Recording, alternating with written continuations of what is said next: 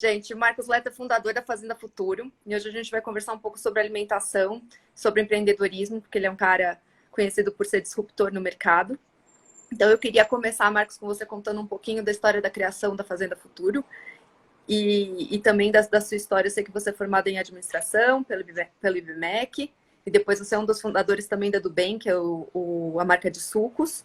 Então eu queria saber a gente voltar um pouquinho, porque a Fazenda Futuro é super jovem, tem um ano. É, E, tem um ano. e eu queria que você contasse um pouco da história da criação da Fazenda Futuro, que é uma marca que faz carne à base de plantas. Legal. Bom, obrigado Eu vou pelo travar os espaço. comentários, espera só um Tá minutinho. ótimo. Pronto. Legal. Gil, obrigado pelo espaço e por esse tempo para a gente contar um pouquinho da história da Fazenda Futuro. E aí, de fato, é um pouco isso, né? A história da Fazenda Futuro é quase uma continuação um pouco do meu propósito, né? Que é cada vez deixar as pessoas mais saudáveis e mais ativas. Então, enfim, eu fiz administração na IBMEC, aqui no Rio de Janeiro. Depois fui para o mercado financeiro, vi que ali não era muito a minha praia. E a história realmente começou um pouco ali, quando eu saía tarde do trabalho e ia tomar um suco e comer um sanduíche natural numa casa de suco, ali no Bebê Lanches, no Leblon. Uhum. E foi dali que começou toda a história um pouco da do bem, né? Eu comecei a me perguntar e me questionar por que eu não poderia botar aquela experiência toda de suco, e não só o suco, mas toda aquela experiência colorida, informal, divertida de uma casa de suco, quando o atendente grita, né, pedindo um suco, pedindo um sanduíche, numa caixinha para simplificar a minha vida e a vida das pessoas. E aí, enfim, larguei o meu trabalho, enquadrei a minha gravata e aí fui pesquisar um pouco mais de tecnologia. Então, isso foi mais ou menos 2007. A gente demorei 2 anos mais ou menos para montar a do Bem. E aí a gente lança em 2009 a Sucos do Bem, que foi uma das primeiras marcas de suco integral de caixinha, sem nenhum tipo de aditivo químico, de Uhum. conservante. Era suco 100% fruta e mais nada, envasado numa tecnologia asséptica sem contato com oxigênio. Então a gente lança a do Bem enfim, de 2009, costumo dizer a 2012 era um terror, as pessoas não entendiam o que era, os compradores, né, dos varejos não entendiam o que era suco integral. E a partir de 2012, com esse movimento, essa cultura de saudabilidade, a gente, enfim, o mercado começou a crescer e toda essa tendência de saudabilidade começou a virar realidade e a gente estava preparado naquele momento para crescer, né? Então a gente cresce muito rápido, a gente chega, enfim, mais de 40 mil pontos de venda no Brasil, praticamente em todos os estados, né? Praticamente em todos os estados brasileiros. Uhum. E aí, enfim, 2016 a gente se associa à Ambev, a área de não alcoólicos dele, que fica Guaraná Antártica, Gatorade e alguns outras bebidas não alcoólicas, justamente para expandir a operação, expandir, entregar mais saudabilidade e sucos, né, para as pessoas e, obviamente, aumentar a nossa quantidade de pontos de venda. E aí enfim, acho que a história começa em 2016 da Fazenda Futuro, no final do ano. Então a gente acaba se associando à Ambev em abril de 2016. E aí no final do ano, eu e o meu sócio, o Alfredo, a gente começa a pensar o que a gente poderia fazer de maior, né? Maior ainda para o mercado brasileiro de alimentação. Então, é o que a gente ama de fato fazer, é o que a gente sabe fazer. Então, não seria a categoria não seria muito diferente. Em quanto E aí, tempo que vocês, desculpa, quanto tempo que nada, vocês imagina. demoraram para desenvolver de fato o produto? Porque toda essa tendência com Impossible Foods, Beyond Meat, que são as marcas dos Estados Unidos que inauguraram tudo isso, também não é nada novo. E em 2016 já tinha isso. Como é que você, quanto tempo que demorou desde a concepção até o momento que tinha realmente um produto para lançar? Legal. Basicamente, no finalzinho de 2016, a gente começa a estudar muito esse mercado. A gente estava olhando, obviamente, outros mercados e vendo que, né, primeiramente, o consumo de leite de origem animal ele estava caindo muito nos Estados Unidos e na Europa, e o consumo de leite vegetal crescendo pra caramba. Hoje ele é um mercado, ele abocanhou, né, 14% no mercado de leite de origem animal e não para de crescer. E a gente começou basicamente, a gente faz um roadshow pelos Estados Unidos, visita literalmente quase todas as empresas e algumas universidades que estavam desenvolvendo tecnologias de plant-based na época. E começa daí. A história da Fazenda Futuro começa em 2017. Então a gente demora literalmente mais de 2 anos, né, 2 anos e alguns meses, para construir toda a parte fabril, o desenvolvimento de produtos, criar nosso time de desenvolvimento de R&D, né, para entender e descobrir novas moléculas que parecem com o sabor, né, da carne, entender a textura. E aí a gente demora esse tempo todo, e em maio de 2019 a gente lança a Fazenda Futuro. Está comemorando um ano. Então, maio, esse mês é o nosso aniversário de 1 ano, né? Então, a Fazenda Futuro é muito nova, é uma empresa super novinha. A gente já de largada, a gente começou a entender como a gente conseguiria criar essa categoria de uma forma organizada aqui no Brasil, porque basicamente era a gente que estava iniciando essa construção. Né? Existia já aquele movimento de produtos mais com sabores de vegetal, né, de feijão, grão de bico, mas a gente estava obviamente sendo pioneiro nessa produção em larga escala de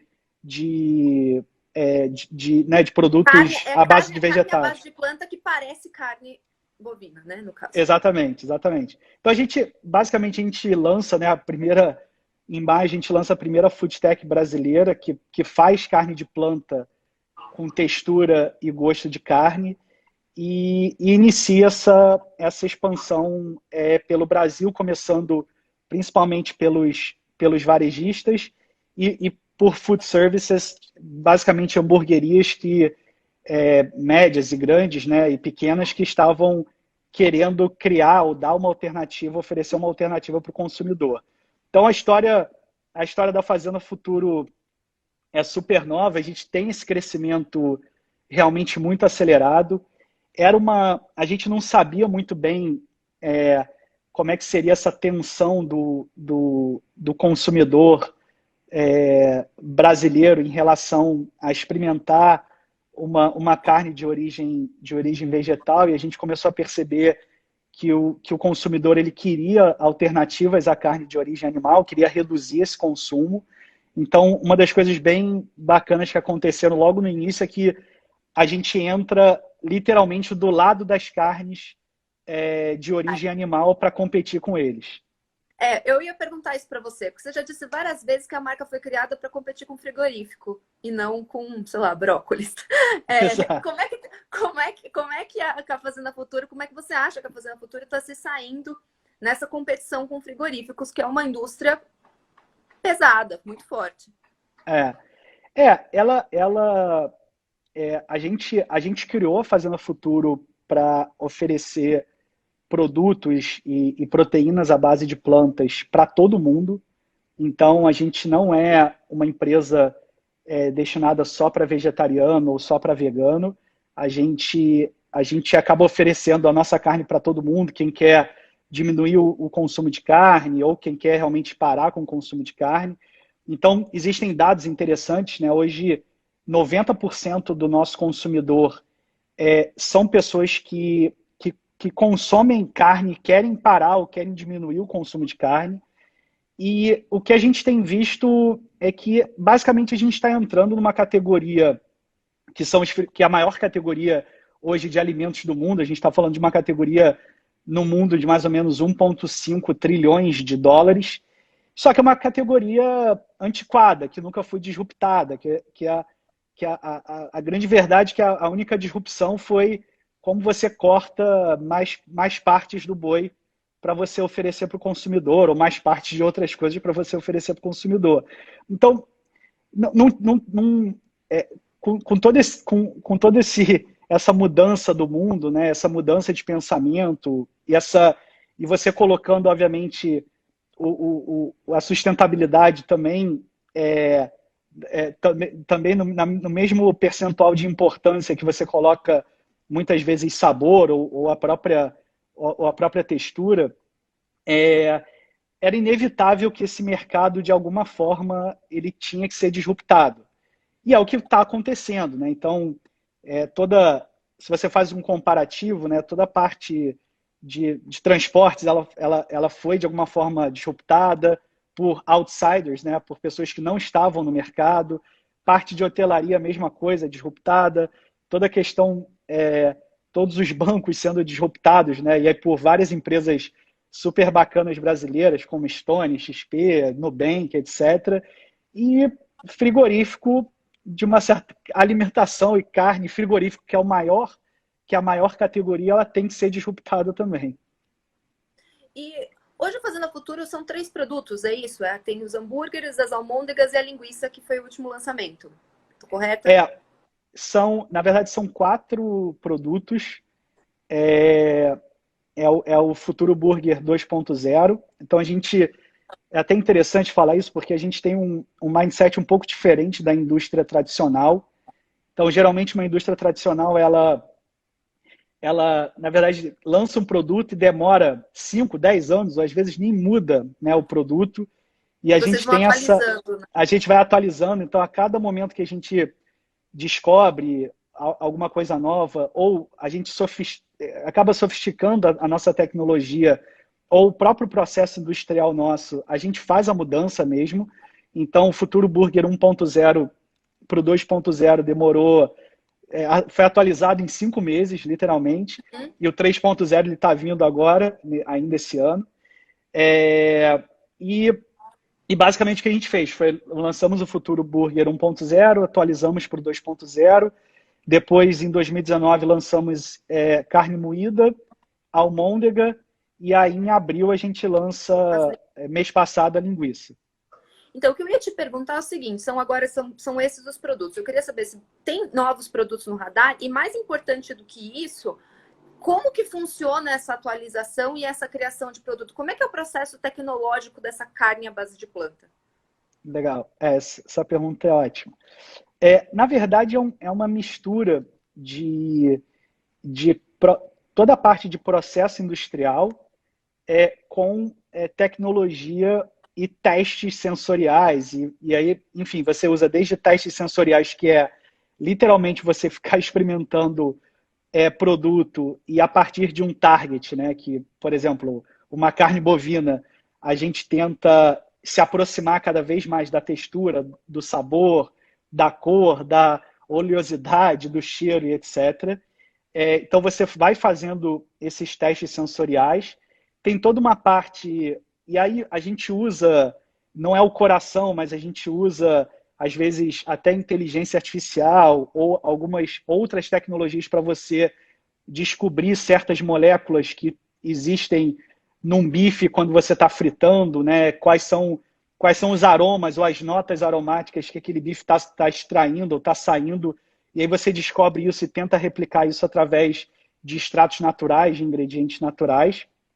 E tem toda uma parte de processo, que aí são todos os processos industriais para você desenvolver aquela textura. E aí é uma combinação, né, de vegetais que você tenta desenvolver moldes ou tenta desenvolver estruturas para você chegar naquela textura e aquela mordida, aquele bite da carne, ou aquela carne que fica no teu dente quando você morde, ou às vezes, né, pedaços mais macios de carne, ou aquelas fibras, né, mais alongadas de carne, e o processo industrial em si, que é o processo de fabricação, que aí você acaba, que essa é uma parte muito importante, que algumas empresas não dão tanto valor, mas é uma parte muito importante no desenvolvimento para você chegar e chegar cada vez mais próximo de uma textura de origem animal.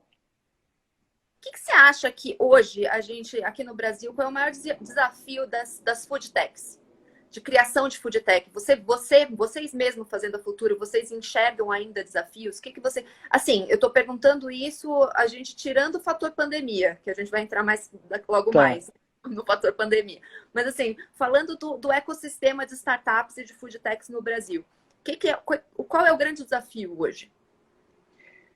Eu acho que assim, o Brasil ele tá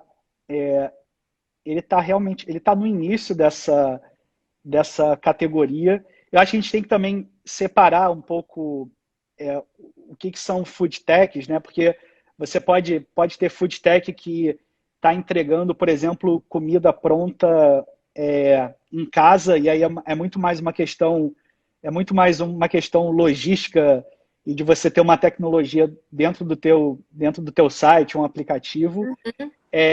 Mas quando você olha para a nossa indústria, eu acho que é uma indústria que ela está iniciando ainda, ela é muito nova, então ela praticamente começou com a gente, então ela tem literalmente 1 ano só. Eu acho que é muito cedo ainda para a gente identificar quais são os grandes desafios.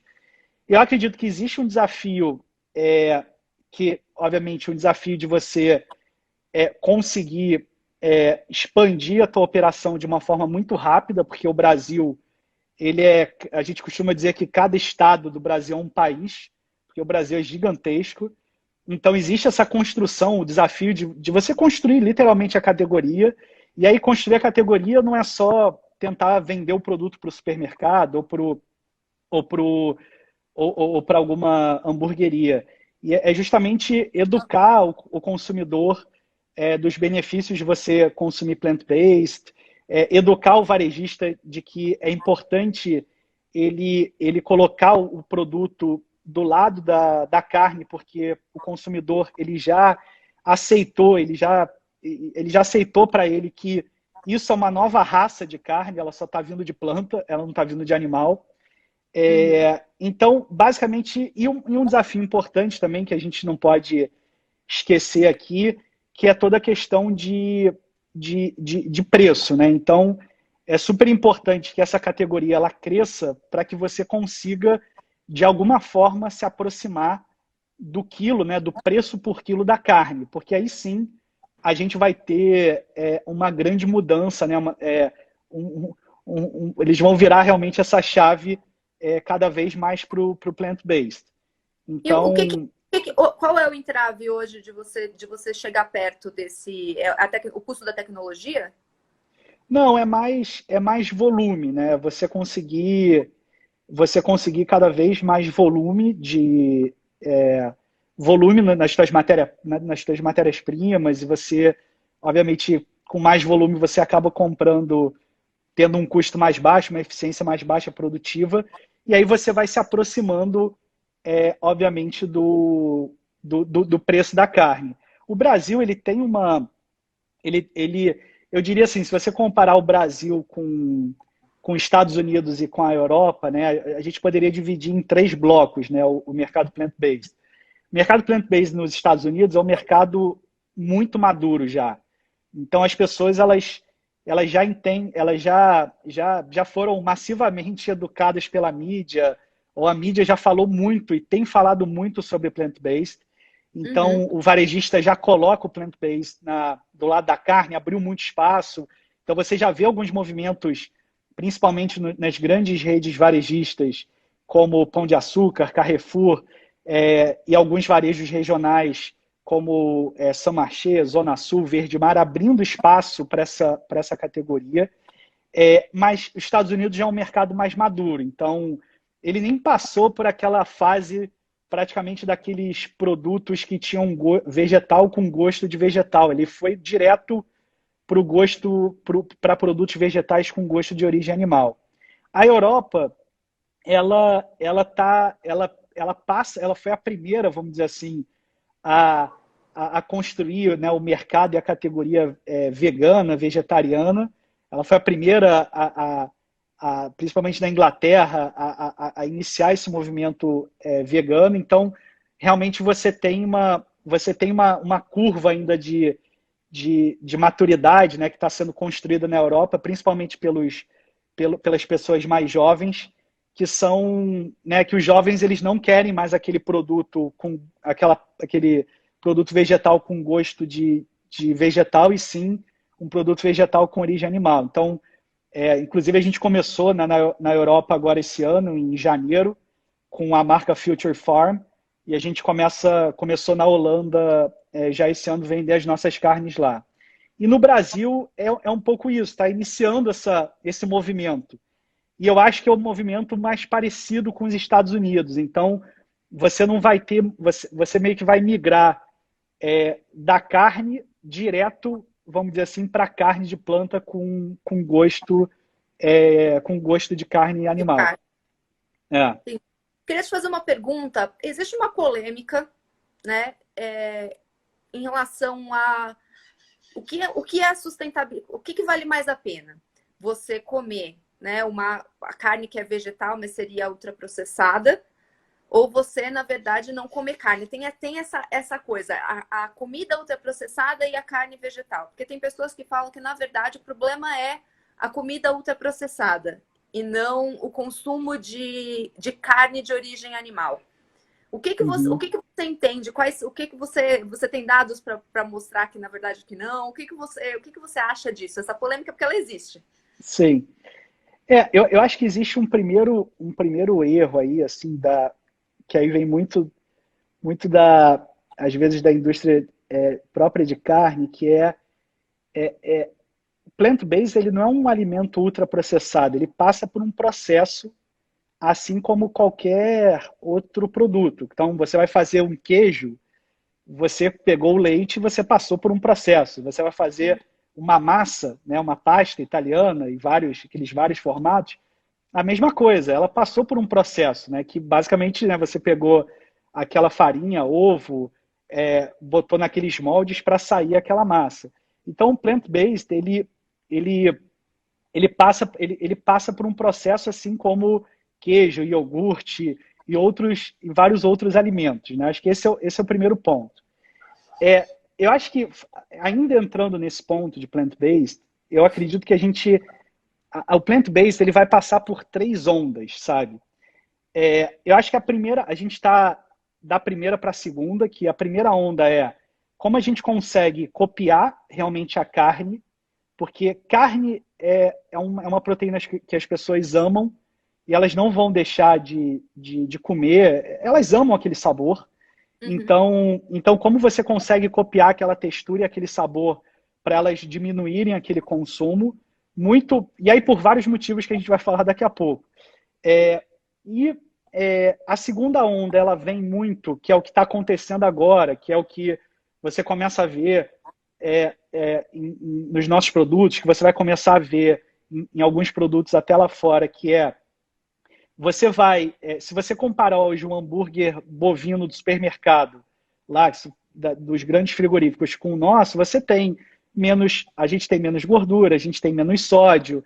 Então, você vai, através de tecnologias, diminuindo e deixando cada vez mais saudável aquele hambúrguer de planta. Então, exemplos. Você tem a sensação de estar comendo um hambúrguer com aquela sensação de gordura e, na verdade, você está comendo planta na verdade, ali tem água, não tem tanta gordura.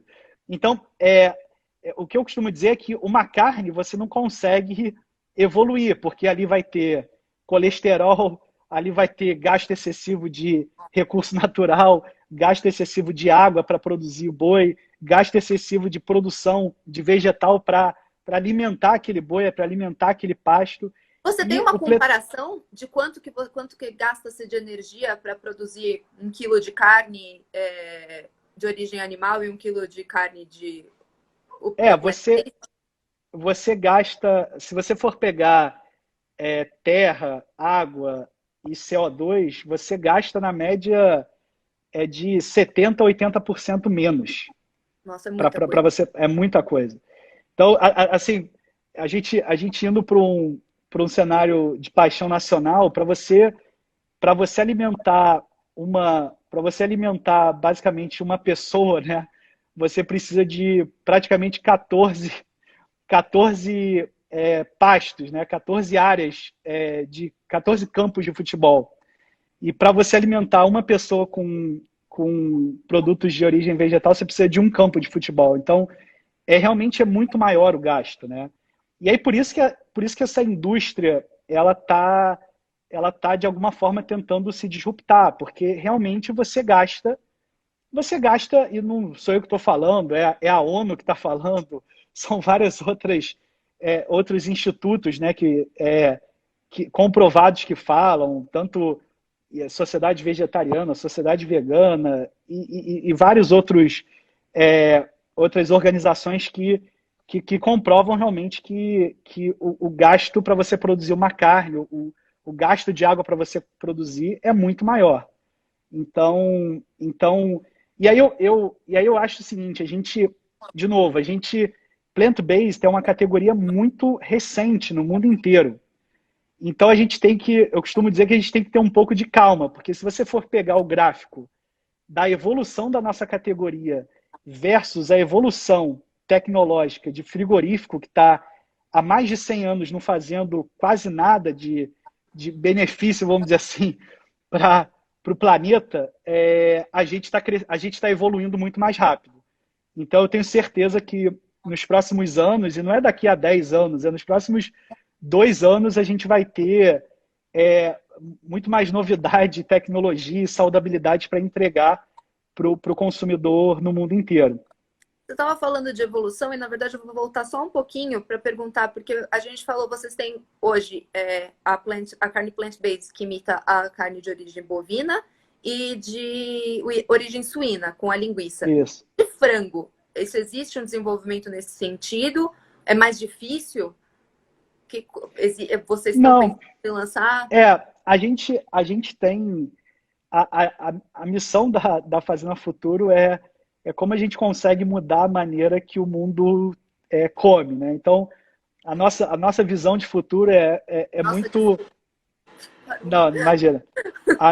A nossa visão de futuro é muito como as pessoas, ao longo do tempo, lá no futuro próximo, elas vão preferir consumir proteínas plant-based do que proteínas de origem animal.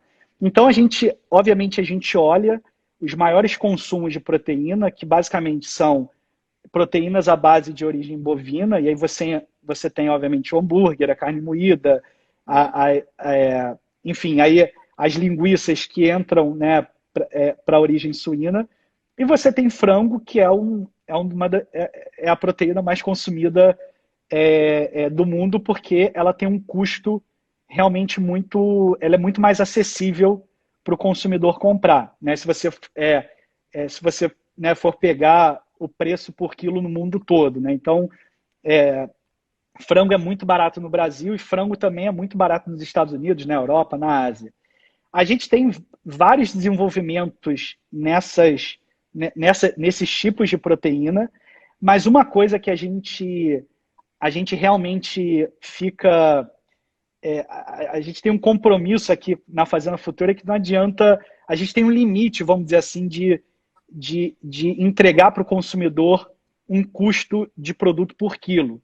Então, quando você compara hoje o plant-based de frango com frango, né, de origem, com frango, né, animal, você tem uma diferença muito grande de preço. Então, não está hoje ainda nos nossos planos, mas são assim, a nossa área de desenvolvimento, de fato, ela vai desenvolvendo insanamente e vai tentando descobrir todas as texturas e todas as moléculas novas. Então, a gente desenvolve. Desculpa, tem um gap de desenvolvimento para você... Um gap que eu digo assim, uma diferença no desenvolvimento e na atualização, porque os produtos citados hoje, eles são todos com a carne moída, né? Seria a carne moída, até a linguiça. Para você criar um bife, para você criar um peito de frango, na verdade, você teria que criar talvez um nugget antes, alguma coisa assim. Existe essa diferença, talvez ela seja inclusive grande, porque você teria que fazer... A fibra, ela é muito mais longa para você imitar um bife, né? Exato. Exatamente isso. Acho que o grande desafio é justamente como você consegue como você consegue criar essas fibras longas e não um nugget grande, tá? Assim, porque você Porque a consegue carne até vai que dar muito.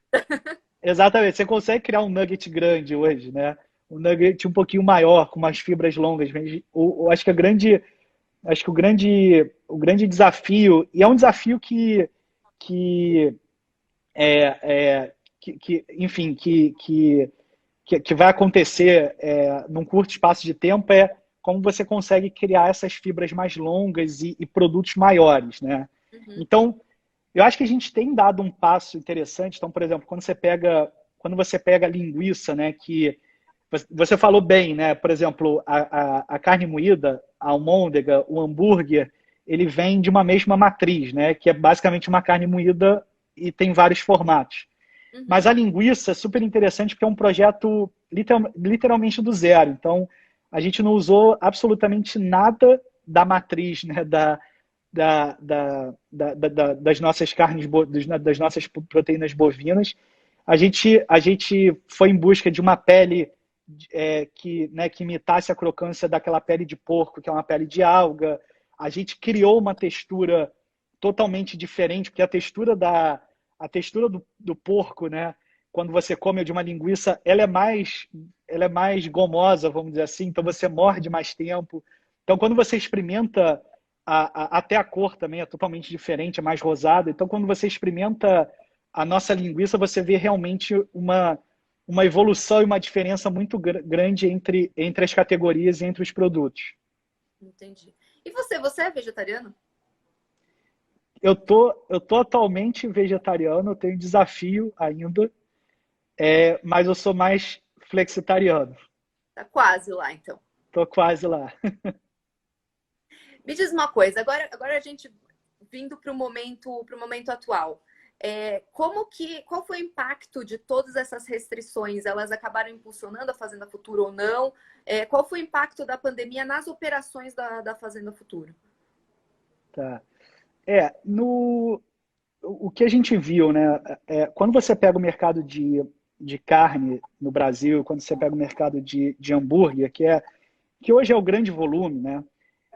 Basicamente você divide o mercado em varejo, que são os supermercadistas, e Uhum, o food service, que são as hamburguerias e os restaurantes. De fato, né, hoje o maior mercado ele ainda está concentrado nos supermercados. Então, a gente, de uma certa forma, como o supermercado ele acabou sendo o único caminho, né, de compra, de consumo, a gente acabou realmente sendo beneficiado por isso. Food service, restaurantes e hamburguerias, etc., de fato, a gente acabou sendo um pouco prejudicado porque, né, a maioria dos restaurantes eles estão fechados.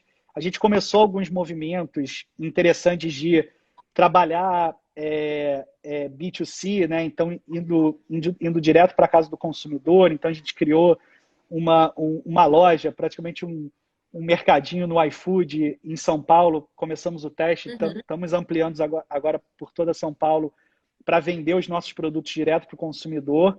Mas, de fato, hoje o nosso maior volume ele se encontra no supermercado. Eu acho que ainda vai chegar no Brasil, ainda não chegou essa discussão. Nos Estados Unidos e na Europa já está muito mais forte essa discussão, que é essa discussão da pós-pandemia, toda essa questão toda essa questão de consumo de carne, que de Era o que uma eu ia te certa. perguntar. Na verdade, o que você entende como É, futuro? Porque existe toda uma tendência de sustentabilidade, de consumo consciente de uma série de produtos, não só de alimentação, mas uma série de produtos que são apontados como tendência por muitos estudos. E eu queria entender como é que você vê esse pós-pandemia, que talvez seja o momento mais positivo. é, é, a pandemia, literalmente, ela vai acelerar o consumo de plant-based no mundo, porque em algum momento, isso já começou, e vai começar também no Brasil, em algum momento a mídia vai começar a questionar realmente o consumo de carne, porque se você pega desde HIV, malária, zika, o próprio coronavírus, ele vem dessa relação de consumo de origem animal, né, do ser humano consumindo animal. Então, basicamente, em algum momento a gente vai ter que falar sobre isso, né, sobre esse consumo. Uhum. É, e, obviamente, né, o que acontece muito, e que está acontecendo muito lá fora, que aqui não aconteceu tanto, né, que vários frigoríficos acabaram fechando nos Estados Unidos, porque o que acontece, né, nos frigoríficos você tem muita gente trabalhando uma do lado da outra, então o índice de contaminação acaba sendo muito alto, então acabaram vários frigoríficos grandes, né, como, Tem, né? como Tyson e outros frigoríficos acabaram fechando, tendo que fechar as operações nos Estados Unidos. Teve uma falta de carne nas gôndolas americanas, e aí as pessoas começaram a experimentar plant-based. Então, começaram a experimentar, começaram a gostar e continuam consumindo. Então, quando você vê realmente o sellout, né, o crescimento de consumo de plant-based nos Estados Unidos, ele de fato está muito acelerado. Né? Então, e é muito por isso, porque as pessoas começaram a experimentar toda aquela, talvez, resistência momentânea que existia, ela não tem mais, e aí esse consumo está acelerando. Então, basicamente, o que vai acontecer? Né? O mercado, eles acreditam que, se você for pegar o mercado americano, é um mercado de, de quase 200 bilhões de dólares, né, de carne. Então, eles acham que esse mercado, que hoje ele é mais ou menos um mercado de 1 bilhão de dólares, né, em plant-based, ele vai chegar a 10 bilhões, 15 bilhões ou até 30 bilhões, né, é um pouco da estatística que as pessoas estão fazendo, num espaço muito mais curto de tempo. Então, na verdade, a crise ela vai acelerar o consumo de plant-based e as pessoas cada vez mais vão experimentar e vão diminuir o consumo de carne de origem animal. Você acha que isso passa pelo fato de as pessoas se tornarem vegetarianas no futuro? Ou, na verdade, elas vão continuar comendo carne, mas talvez em muito menor quantidade? Eu acho que é uma evolução também. E eu acho que o mercado plant-based é algo que eu falo bastante. Quando a gente fala, quando a gente falar do mercado plant-based, a gente tem que tirar um pouco do ativismo e do veganismo, que fazem parte, mas a gente tem que tirar um pouco agora, não eles, né, mas isso sobre dessa discussão, e falar muito mais sobre a sustentabilidade, falar muito mais que, obviamente, se você diminuir uma vez por semana o teu consumo de carne, você vai estar diminuindo muito menos terras, muito menos água e CO2 para o planeta. Então, de alguma forma, a gente acredita que a categoria de plant-based ela vai realmente abocanhando parte da categoria de carne de origem animal pelo mundo. E E assim, não vai assim, obviamente quando chegar a um preço competitivo que o preço da carne, o preço do plant-based estiver mais barato do que a carne, eu acredito que a gente possa até ter uma mudança, né, completa, mas é como todos os outros mercados, né? Os novos entrantes e as pessoas que estão disruptando vão abocanhando uma fatia grande desse mercado que, que não tem inovação, é mais obsoleto, é mais antiquado, uhum. né? Enfim. E essa evolução do mercado passa por maior desenvolvimento de produtos, ou talvez pelas pessoas elas se dando conta de que elas podem variar mais a alimentação, para a gente entrar um pouco mais nisso de futuro da alimentação, para onde vai o que a gente come. Eu acho que é mais.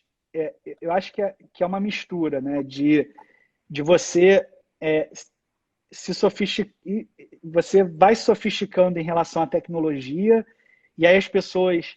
Você chega no nível de sofisticação que as pessoas não vão perceber o que é de planta e o que é de origem animal. E isso vai chegar, né? Isso está chegando. E, obviamente, uma educação maior né, do consumidor em querer se alimentar de uma forma mais sustentável ou diminuir o consumo de carne, porque aumentou muito o nível de colesterol no mundo inteiro, e aí acaba, né, os médicos vão pedindo para você realmente comer mais verdura, mais fruta, mais vegetal. Então é muito aquela pirâmide, né, alimentar, né, que basicamente a gente às vezes faz muita coisa ao contrário. A gente come muito mais carne de origem animal do que os vegetais que as pessoas, né, que toda a associação médica ou de saudabilidade pede para a gente consumir. Qual é o feedback que vocês têm das pessoas que são carnívoras? Elas são carnívoras, elas comem os produtos, o que elas dizem? Elas não reconhecem como plant-based? O que elas dizem que pode melhorar e aonde que vocês trabalham com relação a isso? Qual que é o feedback que você tem das pessoas que na verdade, que elas comem carne? Sim. Porque os vegetarianos, na verdade, talvez eles entendam isso como uma coisa, uma indulgência de algum tipo. Eu não sei, eu não sou vegetariana. Posso... Então, eu acho que os números, eles dizem muito nesse ano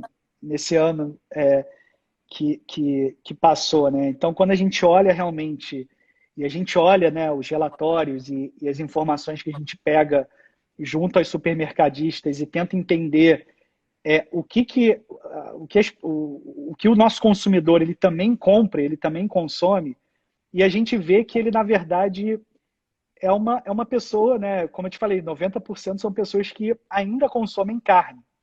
Então, basicamente, você vê uma curva ali que eles estão tentando diminuir carne, só que eles amam tanto o sabor que eles não conseguem ficar a semana inteira sem carne. Então, é um pouco aí que a gente entra. Então, a gente tem vários comentários super positivos, só que eu diria que a gente é muito chato aqui, é meio que incansável em tecnologia, em conseguir se sofisticar cada vez mais e conseguir elevar o nosso nível cada vez mais. Então, basicamente, o nosso processo é pegar um target, a gente tem um target literalmente de um hambúrguer bovino que a gente acha que é o state of the art de sabor, de textura, e a gente trabalha incessantemente para chegar nessa textura, vamos dizer assim, nesse sabor, e aí a gente tem vários tipos de atributos, né, que a gente dá né, de você apertar a carne, quando você aperta uma carne com o dedo, ela vai e volta, né, ela é meio elástica. Então, como é que a gente consegue dar essa elasticidade para a carne? Você consegue emular o mal passado ao ponto e bem passado no... Hoje não, mas no futuro próximo, sim. Ah, que bom! E uma coisa que eu ia te perguntar, você vê com esse desenvolvimento todo, cada vez maior uso de tecnologia em food techs, como a que você tem, como a Fazenda Futuro, que na verdade cria o alimento, né? Você acha que num futuro, não sei se em médio prazo ou num prazo um pouco mais longo, a gente vai ver no supermercado, para você comprar talvez um frango inteiro, que não é frango, sei lá, um T-bone inteiro, que não é carne, ou além disso vai haver outros produtos que foram criados em laboratório, coisas completamente novas que a gente nunca imaginou que pudesse existir. Sim. Existem algumas complexidades para você, por exemplo, copiar um osso, né? Exato. As cartilagens. As cartilagens. Existem certas complexidades, mas se você for pegar, é aquela curva, eu acho que de evolução que está muito rápido na nossa categoria, né? Se você pegasse há 10 anos atrás, né, o que evoluiu em relação à textura e sabor, realmente é muito grande, né? Então, eu acho que a gente tem que olhar o plant-based muito mais como quase uma nova raça, que é a base de plantas, e você vai ter cortes e cortes e sabores ali diferentes. Eu acho que existe esse caminho realmente da gente ir tentando copiar o máximo possível né, de um T-bone, né, que você vai ter lá um osso, né, e aí vão ter formas talvez biodegradáveis de você fazer esse osso e ele subir depois quando né, ele vai ser muito mais um adereço do que qualquer outra coisa. Mas eu vejo muito mais como uma nova, uma alternativa a esse consumo gigante de carne bovina. E aí, eu acho que é legal isso que você tocou em relação ao o que pode se criar em laboratório, porque é, e isso é legal de explicar, né? Porque você tem as carnes plant-based, que não são carnes criadas em laboratório, né? São carnes criadas à base de vegetais, que passam por processos tecnológicos e com ingredientes naturais. E você Isso tem significa, na verdade, que quando a gente diz que não é criada em laboratório, é que ela não está dentro de um potinho e ela foi in criada in vitro. vitro como se fosse um clone.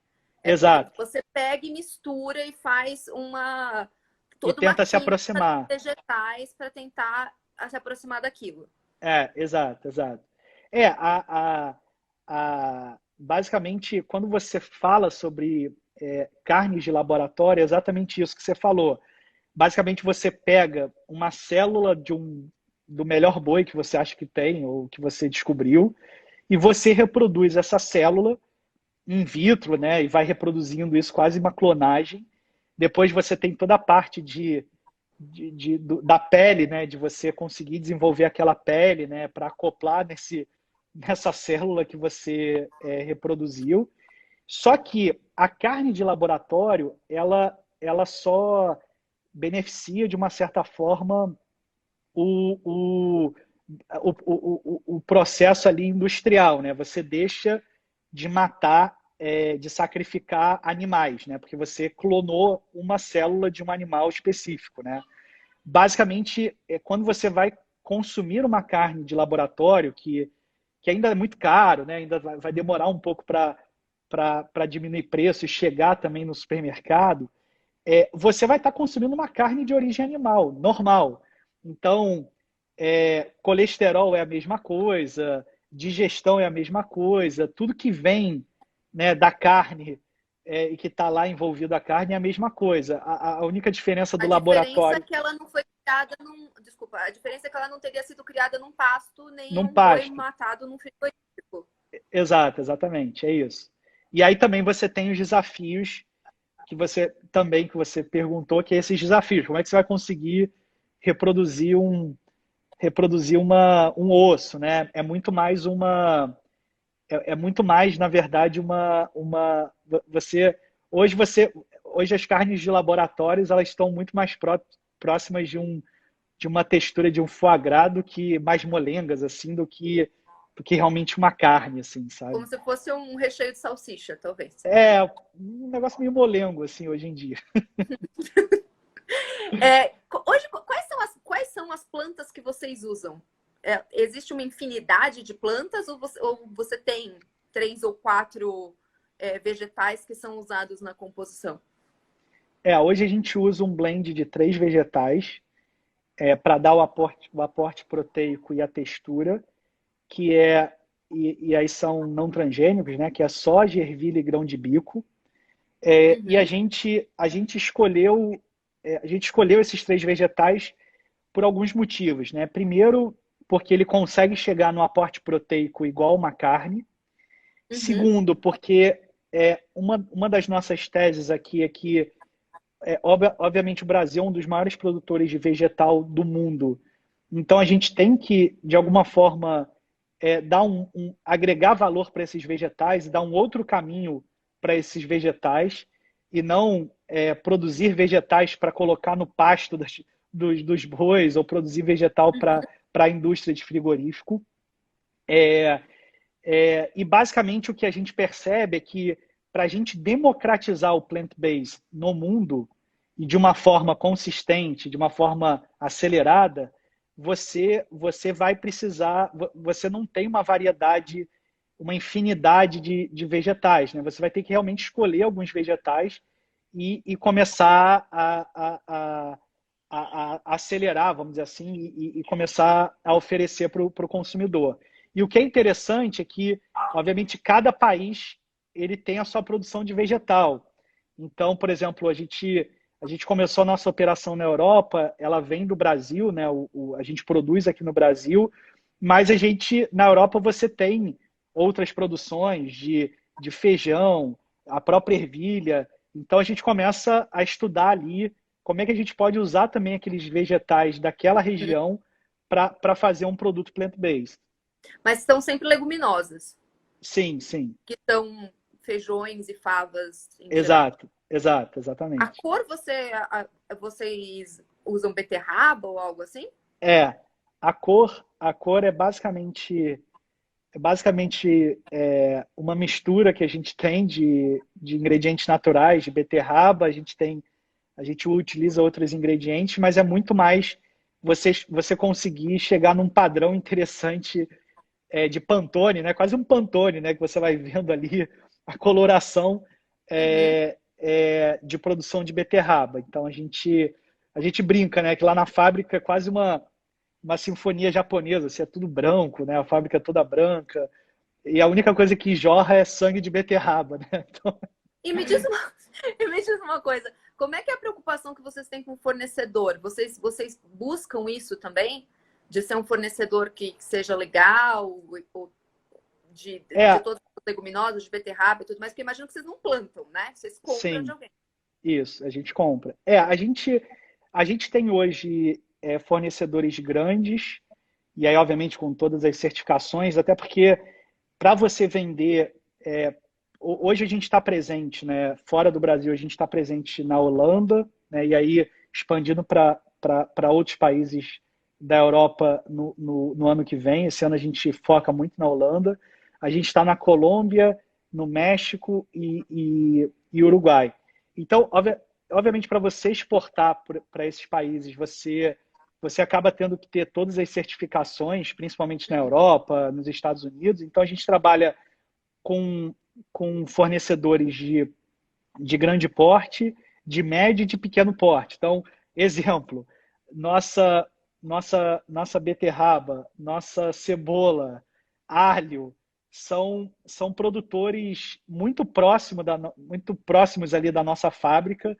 Então, um Fica em exemplo, a Volta nossa Redonda, é isso? fica em Volta No Rio de Janeiro. Redonda. A nossa cebola, a gente recebe todo dia picada. Então, todo dia a gente liga para o fornecedor, fica em Volta Redonda ali.